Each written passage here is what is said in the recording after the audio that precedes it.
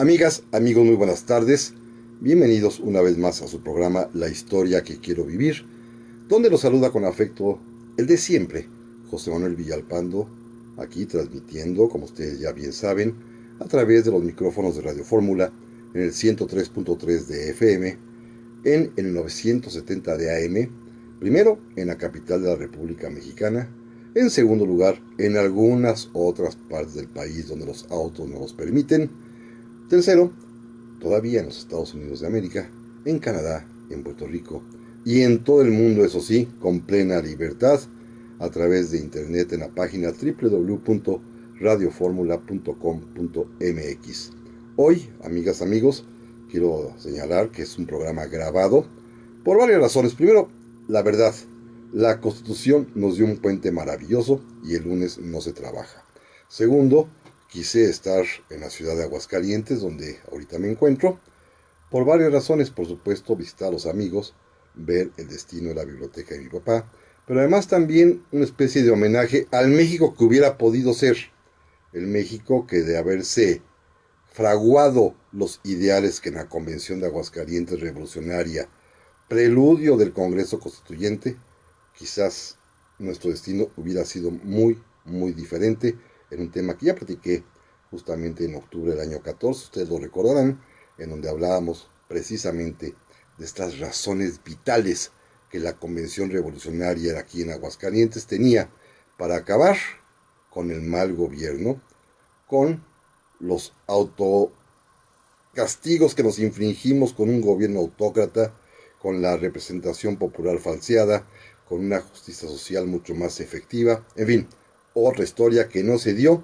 porque fueron derrotados en los campos de batalla, y esto dará origen a que finalmente don Venustiano Carranza, como platicábamos ya hace 8 días, pues se alce con el triunfo y se quede con el poder y quiera diseñar la Constitución a su manera.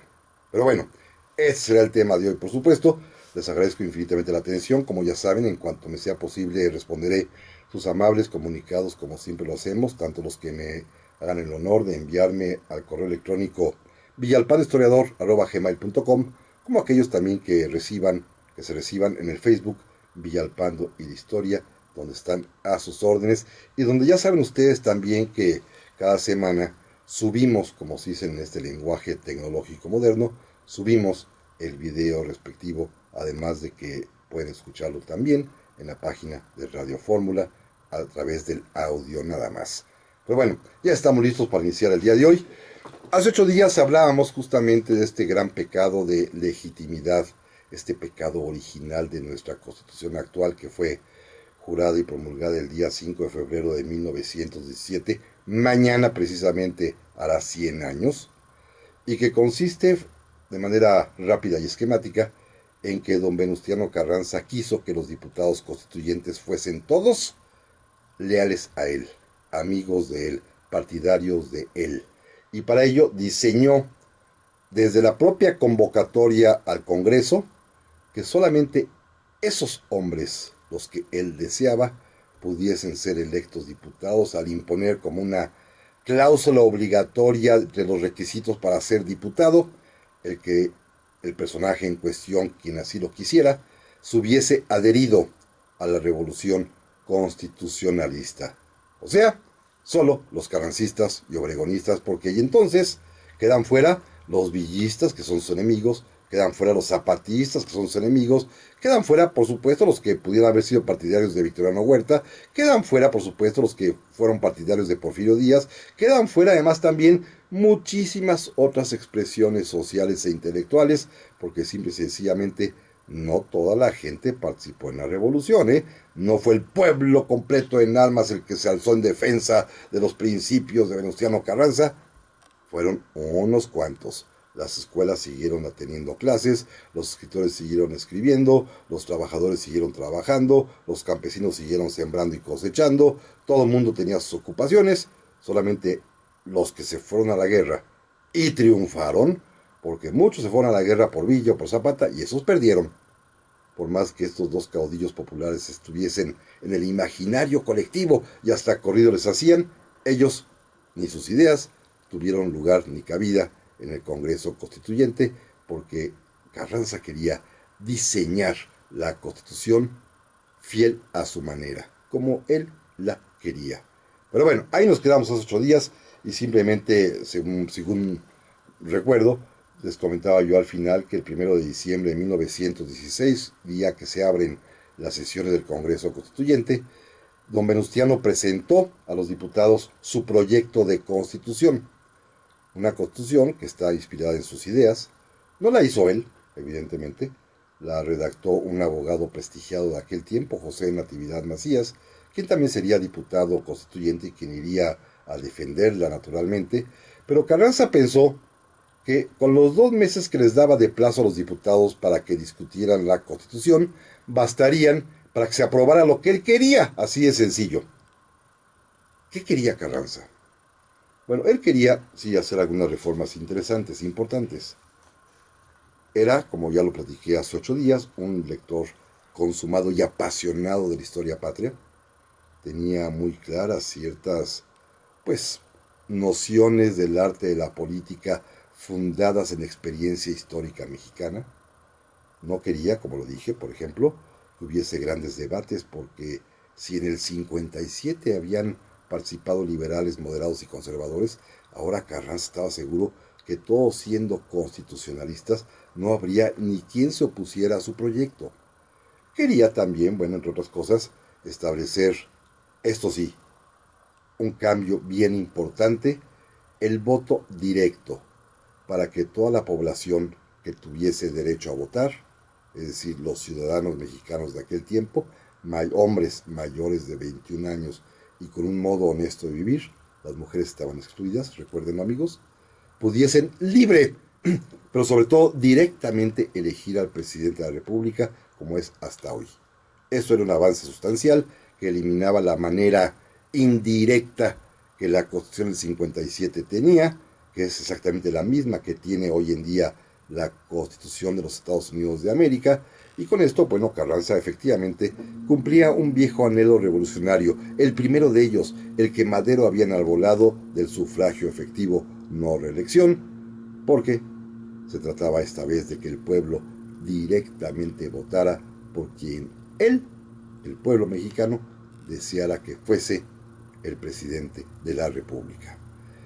Tenía también algunas otras ideas, pero pensemos que en 1917 don Venustiano es un hombre que tiene ya 58 años de edad. Hoy es joven, es un año más chico que yo para empezar. Es un jovenazo, pero para su tiempo ya era un hombre adulto, casi senecto. Es más, si ustedes miran las fotografías de ese tiempo y recuerdan la imagen gráfica de don Venustiano, pues es lo que podríamos decir hoy ya un hombre mayor. No diría todavía un viejito hidalgo, ustedes se acuerdan cómo lo ponen, como un viejito casi encorvado y calvito, y tenían la misma edad. Imagínense nada más qué cosa, ¿no?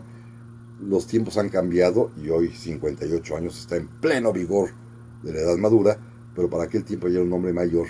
Y sin embargo, era muy inteligente, como hemos platicado, pero sí, como cualquier hombre de 58 años hasta nuestros días, pues ya es fiel a sus maneras de pensar y de ser y de creer y de reflexionar, y tiene ideas preconcebidas de la vida. Una de ellas es que él es un liberal a la vieja usanza y no alcanza a comprender la magnitud de lo que hoy se llama los derechos sociales.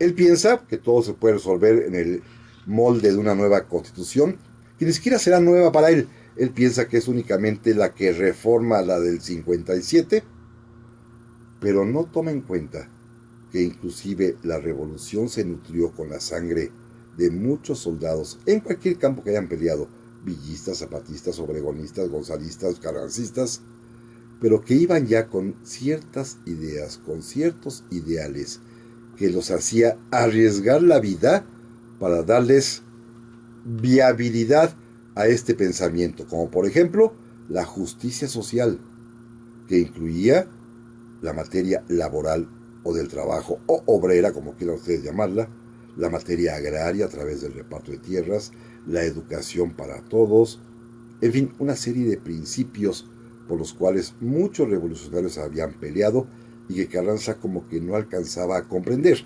Esto era más bien el producto de los jóvenes de ese momento, porque los que tienen en ese entonces 30, 35, 40 años, que serán la mayoría de los diputados al Congreso Constituyente, sí llegan a él, a pesar de que todos sean casi designados por el dedo supremo de Carranza, sí llegan con él al Congreso con la idea de introducirle a la Constitución esos reclamos que son los que nutrieron la revolución. Festinaron que el primer jefe, don Venustiano, haya propuesto ya el voto directo para elegir presidente, porque eso era justamente el ideal de Madero. Pero se dieron cuenta que no contemplaba las demás posibilidades ni las demás necesidades sociales, particularmente la obrera y la campesina, que tenían que también estar incluidas en el texto. Volvemos enseguida.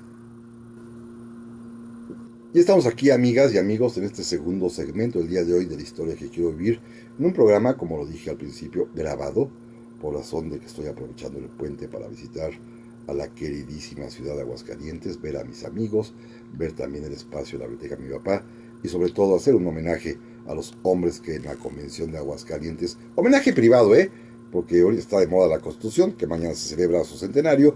Yo sí he querido simplemente venir a ponerme aquí frente al Teatro Morelos en Aguascalientes, donde se expresaron, como lo platicamos hace ya 2 años, los ideales más puros de la revolución, los que querían efectivamente la verdadera justicia social, que implicaba también una revolución en la política para tener gobernantes de otra naturaleza, proyecto que no prosperó lamentablemente, pero bueno, es otro cantar, así que seguimos con ese tema.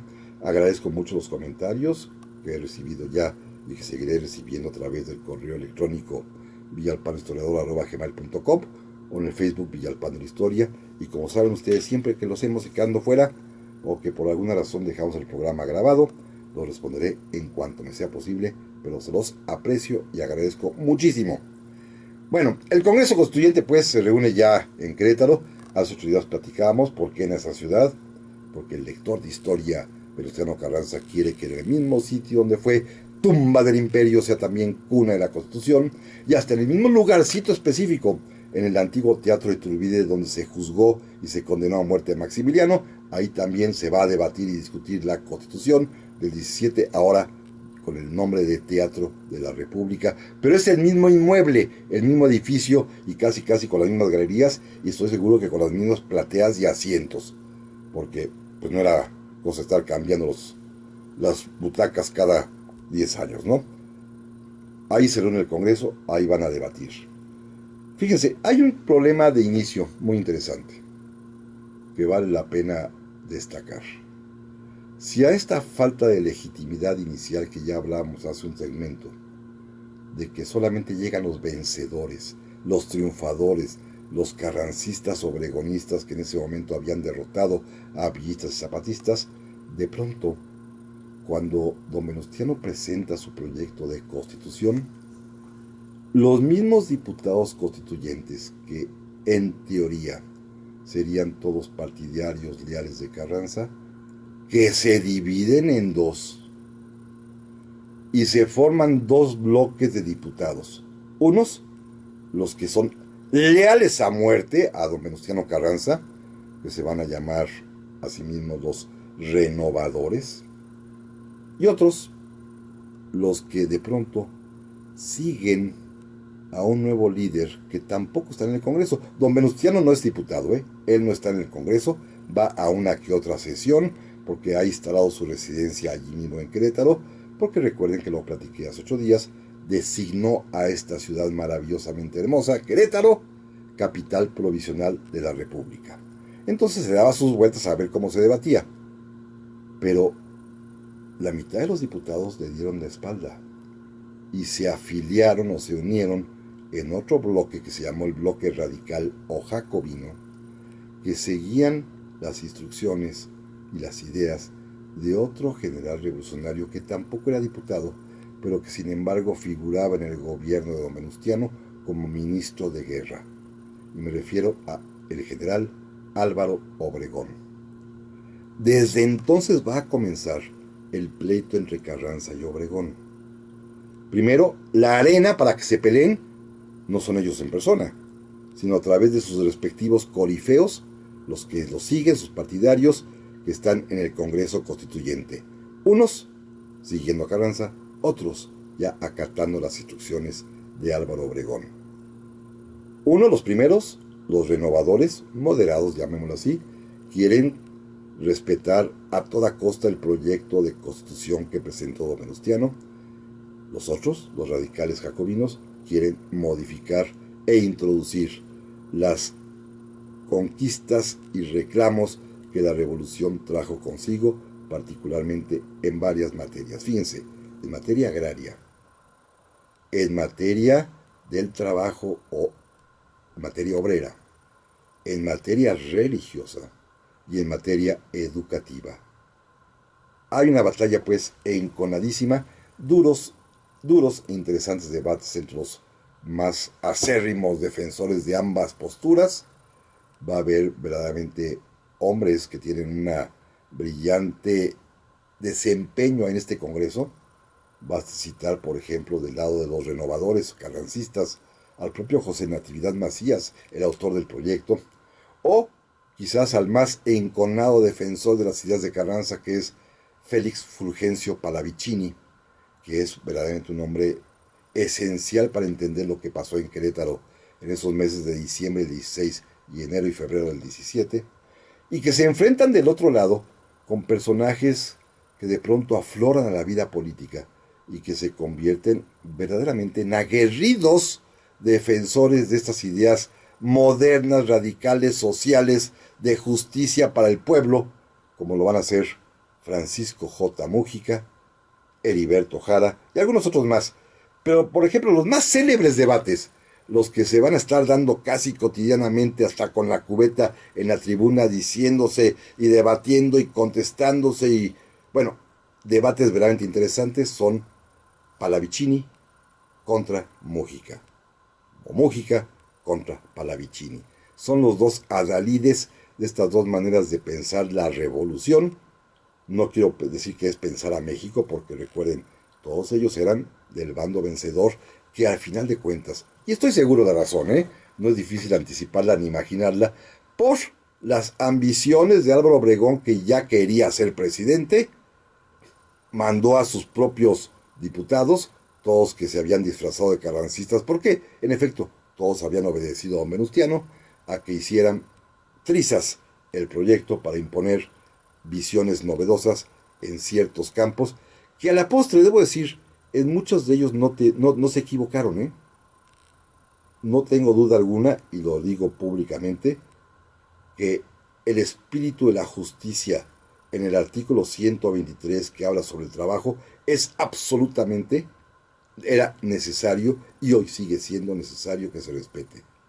Tampoco tengo duda alguna en el problema del campo, con algunas pequeñas críticas que haré en su momento, pero también era indispensable, porque se trataba, y este es el argumento antes de entrar al político, el argumento filosófico jurídico, se trataba, y así lo dijeron varios de ellos, de contener los excesos y las exageraciones y los pecados del liberalismo exagerado que se dio a partir de 1857. El liberalismo tenía verdaderos pecados enormes, y voy a mencionar dos únicamente, contra los cuales van justamente a levantarse estos diputados del bloque jacobino que siguen Obregón. Fíjense, amigos, los campesinos no tenían tierra, ¿por qué? Porque las haciendas de los latifundistas las habían acaparado. Es una de las causas fundamentales de la revolución. Es el reclamo de Zapata y sus gentes. Es justamente por lo que miles y miles y miles de campesinos fueron a pelear, porque querían tierra. ¿Cuál era esa tierra? La que ellos tenían antes, bueno, no ellos, sus antepasados, sus padres, sus abuelos, bisabuelos, pero les habían sido arrebatadas. Claro, el libro de texto gratuito dice, por los latifundistas porfirianos, pero los latifundistas porfirianos pudieron hacerlo por las leyes de reforma de Juárez. Recuerden, amigos, que en la ley de desamortización, también llamada ley Lerdo, y en la ley de nacionalización, en la combinación y el entendimiento como los liberales comprendían a la propiedad.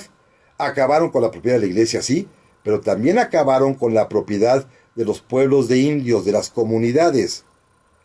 Es el liberalismo juarista el que permite que los latifundistas puedan comprar a vil precio, engañando a los indígenas, a las comunidades, a nuestros naturales originarios de estas tierras, para hacer a partir de ahí sus latifundios. La culpa es pues del liberalismo. Voy a decirlo muy fuerte: Zapata se levanta contra Juárez. Hoy nos quieren poner el mismo discurso oficial, pero Zapata abominaba de toda la obra liberal juarista, porque fue Juárez el presidente que permitió que les arrebataran las tierras a sus mayores. Las tierras que habían pertenecido a esos pueblos desde tiempo inmemorial, desde antes inclusive de la conquista, y que el rey español había ratificado. Esas tierras fueron desamortizadas por el gobierno liberal del presidente Juárez y pudieron ser después, con don Porfirio, vendidas a los latifundistas, que efectivamente van a dejar sin tierra. Y con trato inhumano, como ya lo sabemos, desde el derecho de pernada, la tienda de raya y demás infamias, a los campesinos mexicanos. Pero también el problema obrero es un exceso de liberalismo.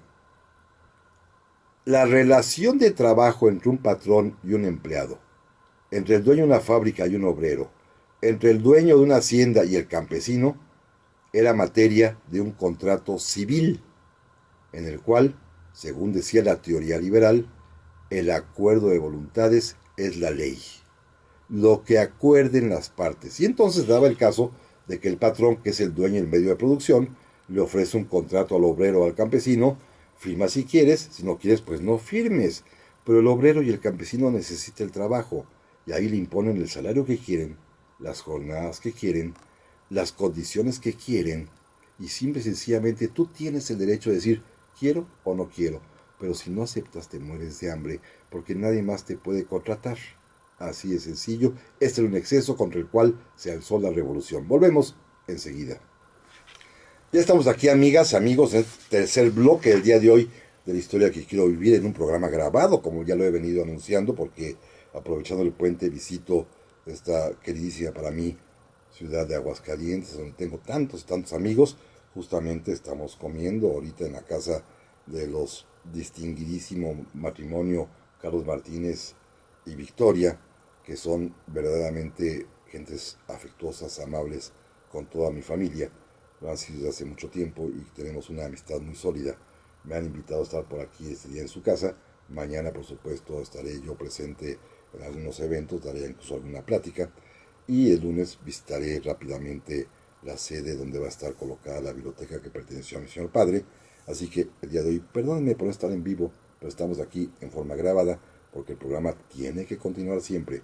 Esté yo o no esté, tiene que haber programa, que eso es justamente la misión que me he impuesto, con la benevolencia y el favor de que ustedes amigos, que son los quienes hacen que este programa viva, nos escuchen.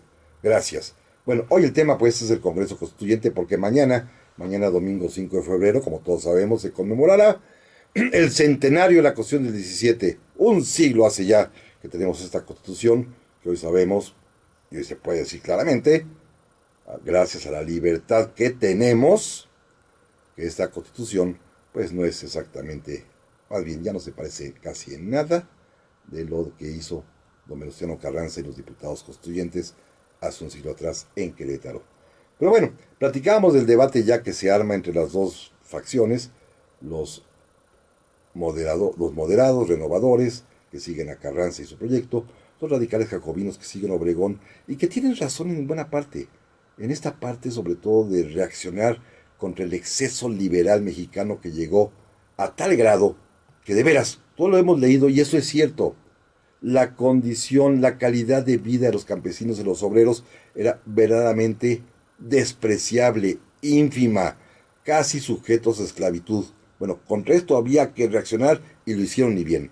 Se fueron también al extremo en otras materias, en cuestión educativa, como platicaremos si me da tiempo hoy, en cuestión religiosa también se fueron hasta la otra orilla, pero finalmente, bueno, la obra humana siempre es perfectible y nadie es blanco y bueno totalmente, y ni tampoco malo y pésimo de manera absoluta. Así que estos diputados hicieron lo que pudieron pero sobre todo quería yo destacar el hecho de que la facción revolucionaria triunfante, la que Carranza pensaba que eran sus seguidores, sus leales, se fraccionó en dos, se escindió, y hay dos bloques, los carrancistas y los obregonistas, porque ya don Álvaro ya le anda por ser presidente, y todos sabemos que le gustó serlo, fue capaz de matar hasta don Venustiano, derribándolo del poder, ocupar la silla presidencial 4 años, dejársela a su compadre Plutarco en las calles, y todavía quiso regresar. Así que era un hombre que le gustaba ser presidente, no se nos olvide, y ya desde entonces traía ganas.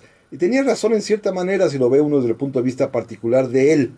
Pero si don Venustiano no hizo la guerra, la hice yo. Yo vencí primero a los huertistas en la famosa batalla de Dorendain. Yo derroté a la división del norte tan terrible en las batallas del Bajío. Pues yo soy el que merezco ser presidente si don Venustiano nomás estaba sentadito. Él no combatía, él no era general ni nada, más era el primer jefe del ejército constitucionalista. Y simple y sencillamente los que peleamos fuimos nosotros y yo particularmente. Así pensaba Álvaro Obregón, por lo cual él se creía que por eso tenía el derecho de ser presidente, y como no lo era, y don Venustiano estaba ahí, pues había que darle lata, y quizás, por esta razón, promovió que sus propios amigos formaran un bloque independiente radical jacobino en el Congreso, para en algún momento, pues poner una pedrita en el camino de don Venustiano, y después, obviamente, heredar su posición. Don Venustiano va a ganar la siguiente elección en 1917 y el 1 de mayo va a tomar posesión ya como presidente constitucional, pero recuerden amigos que para 1920 Obregón se rebela contra él e inclusive lo matan. Y lo matan los obregonistas alzados en la revolución de Agua Prieta. Pero bueno, regresemos a Querétaro. Fíjense amigos, qué interesante. Finalmente, los diputados constituyentes, sea cual sea el grupo al que pertenecían, fuesen renovadores, fuesen radicales, son un total de 218 diputados. Claro, si ustedes leen el libro de texto gratuito, los libros oficiales van a decir, todos ellos prohombres de esta patria y que buscaban el bien, y en fin, esas cosas que están acostumbradas a decir los políticos y que a veces los escriben también en los libros.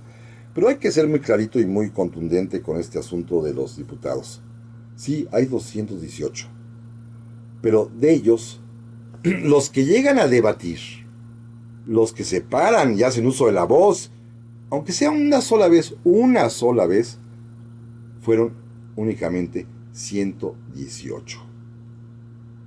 Es decir, 100 diputados no abrieron la boca ni dijeron ni pío, ni una palabra.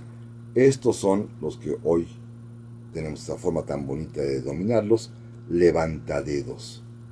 Nada más levantaban la mano. Nada más estaban allí para aprobar y se acabó. No tenían absolutamente nada que hacer, como pasa en todos los congresos y sigue pasando hasta nuestros días. Es simplemente la costumbre de que hay 118 diputados constituyentes que son los activos, los que levantan la mano y participan, y yo quiero pasar a la tribuna, y dicen cosas y se pelean con otros, y hay 100 que están de plano ocupando únicamente la curul. Espero que no estuvieran dormidos, ¿verdad? No lo dudaría, y que simplemente en la actitud pasguata pues esperan a que llegue la hora de votar para levantar la mano o no. Estos hombres pues son los que van a hacer la Constitución. Sí hay algunos muy destacados.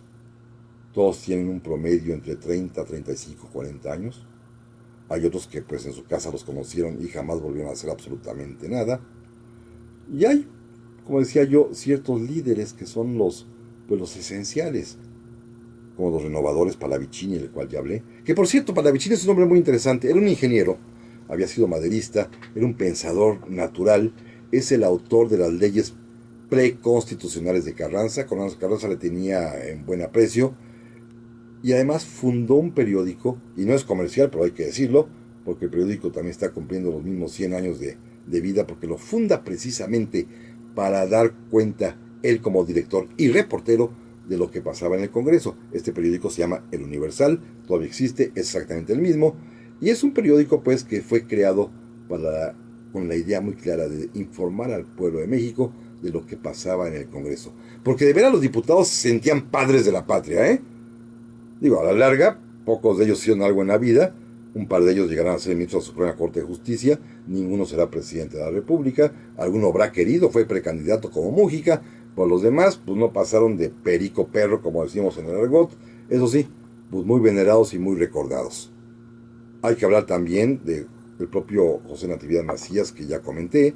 Luis Manuel Rojas, que será un hombre esencial porque será el presidente de la Comisión de Constitución, que también es seguidor muy cercano de Carranza. O don Fernando Lizardi, otro verdaderamente estupendo abogado que fue el secretario del Congreso, el encargado de levantar todas las minutas y las actas y publicarlas. Y de los radicales hay verdaderas luminarias, por ejemplo, el propio Francisco J. Mújica, que es todo un personaje, que ustedes recuerdan, amigos, que es muy amigo de Lázaro Cárdenas. Se pensaba que él podía ser presidente de la República cuando don Lázaro dejó el poder, pero don Lázaro lo mandó a volar y prefirió dar el giro a la derecha en lugar de dejar a su amigo de izquierda, el general Mújica, o como el famoso Heriberto Jara, un personaje también muy destacado, que fue aquel primer secretario de Marina, que entre ya seguramente por la edad o por sus ideas, fue a quien se le ocurrió inventar aquel barco de cemento que estuvo mucho tiempo hundido ahí en las playas de Veracruz, o el que se le ocurrió poner los astilleros navales aquí en las lomas de Chapultepec, en la Ciudad de México, puntadas de nuestros militares convertidos en marinos improvisados. Hay un personaje muy simpático que a mí me agrada mucho porque era un radical enemigo de Pallavicini. Es más, Pallavicini va a publicar su libro de historia del Congreso Constituyente años después, porque tiene que responderle a otra historia del Congreso Constituyente que hace otro diputado que es su enemigo, que es del bloque radical, quien le pega durísimo. Entonces hay dos libros que corren al parejo, el de Pallavicini y este otro que se llama de Dej Borges. No me entendieron lo que dije, ¿verdad? No, es D-J-E-D Borges. ¿Eso es nombre? Sí, es que el hombre se cambió el nombre. Como es muy radical, un comecuras y un auténtico anticlerical, fíjense que tuvo la desgracia de que sus papás le pusieran cuando nació Juan de Dios. Y cuando llega al Congreso se da cuenta que él, como Juan de Dios, con el nombre de Dios en su propio apelativo, pues no podía ponerse a dar de gritos y a discutir contra los curas y contra la religión. Entonces cambió su nombre y se llamó Dej. Háganme el favor, qué puntadas. Juan de Dios Bojorquez se cambió el nombre a Dej Borges. Bueno, este hombre escribió su propio libro, que es muy ameno, muy interesante. Es mejor en realidad que el de Pallavicini, que son 3 grandes volúmenes, pero se dan hasta con la cubeta. Ellos mismos cuentan, fíjense, eso es bien interesante, que las sesiones fueron muy largas, se peleaban muy duro ahí, pero ahí nada más iban a gritarse y a discutir. Donde verdaderamente se cocinaron los artículos constitucionales, donde en realidad se discutía a fondo ya en grupos más pequeños, donde se debatió el artículo 3 de la educación, el artículo 27 de la reforma agraria y la propiedad originaria de la nación, que ahorita comentaré, donde se debatió el 123, que habla del trabajo y de los derechos de los trabajadores y de los obreros, donde se debate el 130, que pone límites a la Iglesia Católica. Estos artículos se cocinan, se discuten, se piensan, hasta se escriben y se redactan, y ahí se intercambian opiniones en una cantina. La cantina que está enfrente del Congreso allí en Querétaro. Volvemos enseguida. Amigas, amigos, estamos ya aquí en este cuarto y último segmento del día de hoy, de este programa del sábado 4 de febrero de 2017, en el que estamos hablando justamente de lo que mañana se va a conmemorar en su primer centenario, el de nuestra Constitución Política de los Estados Unidos Mexicanos, que fue jurada, protestada, promulgada allá en la ciudad de Querétaro, justamente mañana, pero 100 años atrás. Estamos hablando también del Congreso Constituyente, en un programa grabado, como lo he venido indicando, porque yo estoy de paseo por Aguascalientes, aprovechando el puente constitucional que nos regalaron el próximo lunes, y por supuesto desde mi propio punto de vista, como una especie de acto rebelde a nuestra Constitución, que ya he mencionado porque la juzgo ilegítima, estoy aquí para recordar y evocar lo que pasó en Aguascalientes en la Convención Revolucionaria, cuando pudimos tener y la desperdiciamos la oportunidad de un México diferente, porque fue víctima de las ambiciones de los que quieren, por supuesto, ocupar el poder. Estamos hablando del Congreso Constituyente, ya hablamos de los dos bandos en que se dividieron los revolucionarios triunfantes, y estamos justamente comentando algún tipo de pequeño anecdotario, que en realidad no lo es tanto, pero sobre todo para que vean ustedes como una asamblea constituyente de 218 diputados. Primero, las estadísticas no mienten. 100 de ellos no dicen ni una palabra en las tribunas y se limitan únicamente a votar y a levantar la mano. Los otros 118 sí participan. Ahora bien, hay una minoría rectora, entre la que forman parte, como ya comenté algunos nombres, por parte del bloque renovador Pallavicini, José Natividad Macías, Luis Manuel Rojas, Fernando Lizardi, o los radicales como Mújica, como Borges, como Heriberto Jara y muchos otros más. Pero estos 118 en realidad, los que están metidísimos en el debate cotidiano, como Hilario Medina, como Paulino Machorro Narváez, que son, digamos, las eminencias del Congreso, estos únicamente llegan a ser 25 o 30 diputados. Son los que verdaderamente, como decimos, mangonean el asunto. Son los que están creando la norma constitucional. Y comentaba yo a manera un poquito de epílogo bromístico en el bloque anterior, que el lugar donde se fraguan los artículos más esenciales, el primero que ahorita platicaremos, el tercero, el 27, el 123 y el 130, no fue en el Teatro de la República en medio del debate. La comisión que se encargó de redactarlos, cada uno de ellos, y los hombres que participaron como asesores para poder configurar y obtener un consenso más o menos, se peleó a debate finalmente, pero un consenso de ideas, se reúnen en una cantina. Una cantina que estaba justamente enfrente, ahí en la ciudad de Querétaro, enfrente del Teatro de la República. Algunos malosos piensan y dicen que la cantina se llamaba el recreo de los de enfrente, pero no se llamaba así. Ahí iban a recrearse en efecto y ahí pasaban buenas horas y en sus mesas, es un lugar que ya desapareció lamentablemente, pues las mesas de esa cantina son históricas porque sobre ellas, además de las botellas de tequila y de cualquier otra bebida, además de las copas y los vasitos y los caballitos, además también del dominó, de los dados y de la baraja, ahí también, junto con la botana seguramente, estaban los papeles de trabajo de los señores diputados constituyentes, que allí era el verdadero debate intelectual, allí el intercambio de ideas, allí el acuerdo, el consenso entre todos para presentar una u otra moción, allí en una cantina, para después llegar ya a la sala de debates, a enfrente, al Congreso, a presentar sus conclusiones y obtener el voto o no voto, o la disputa, o finalmente el acuerdo, para ir configurando y creando la Constitución.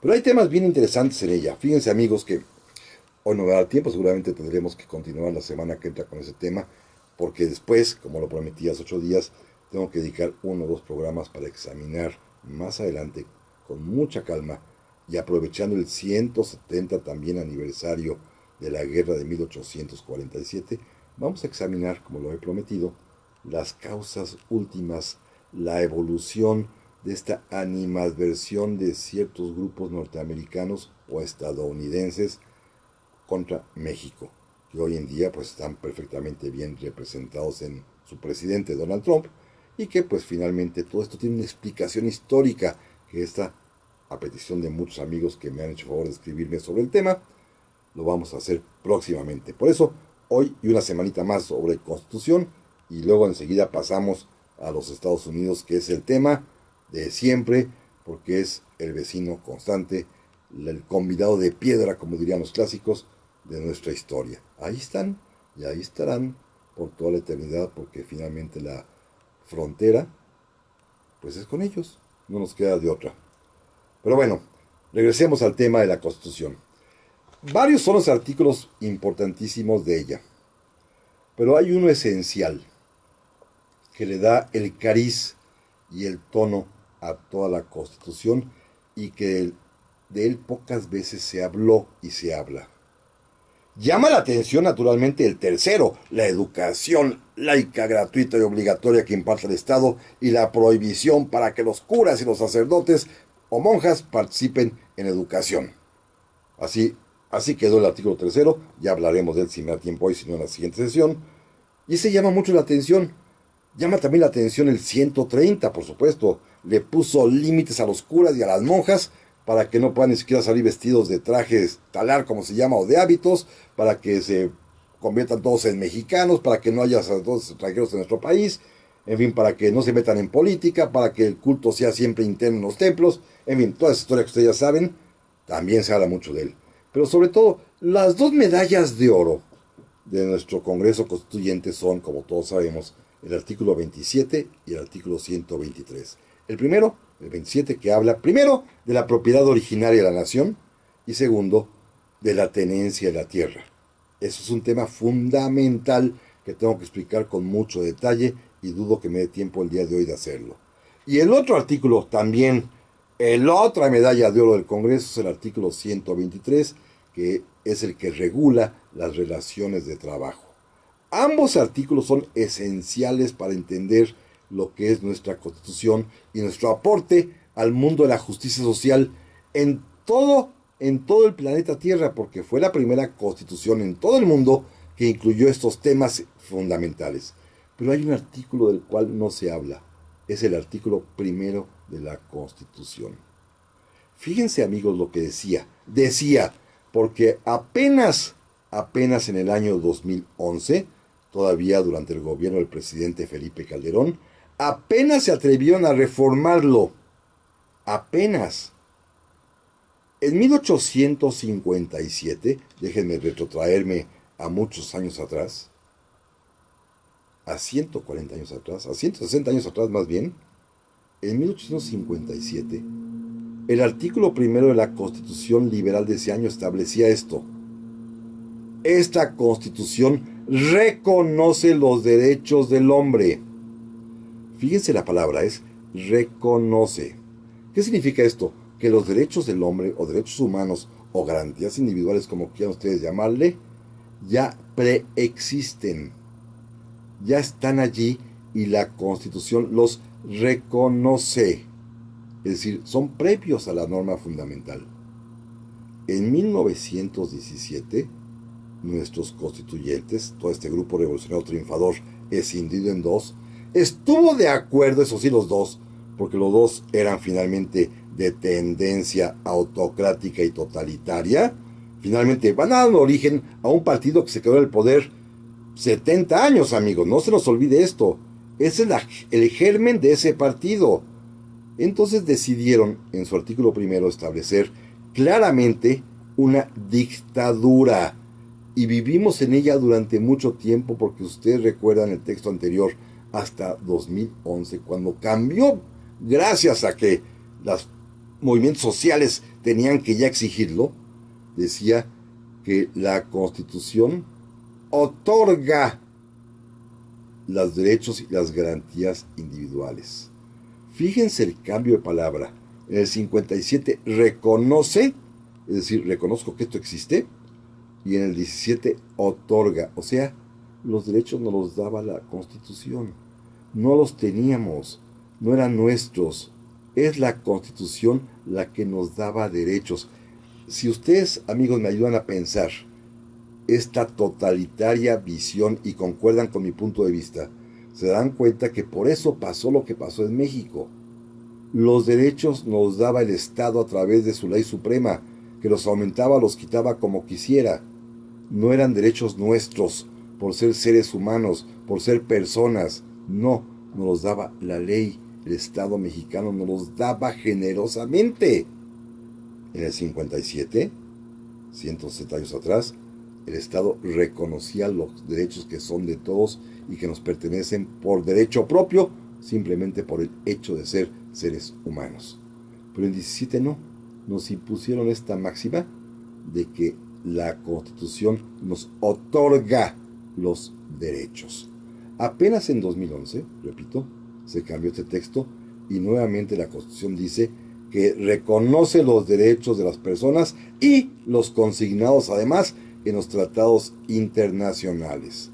Apenas en 2011, apenas hace 6 años, es decir, durante 95 años vivimos, y no sé si se habrán dado cuenta, pero yo sí me di, y mucha gente también, en una dictadura, en un despotismo constitucional, porque era la ley, es decir, la expresión de la voluntad del Estado, porque no podemos hablar, como ya lo discutimos hace 8 días, de legitimidad representativa de un grupo vencedor, porque son los dueños del poder los que nos daban o nos quitaban derechos. Pero de este tema hablaremos la semana que entra. Por hoy, mañana festejemos el centenario de la Constitución, que repito, si los constituyentes se levantaran, la leyeran, la de hoy, no le van a reconocer.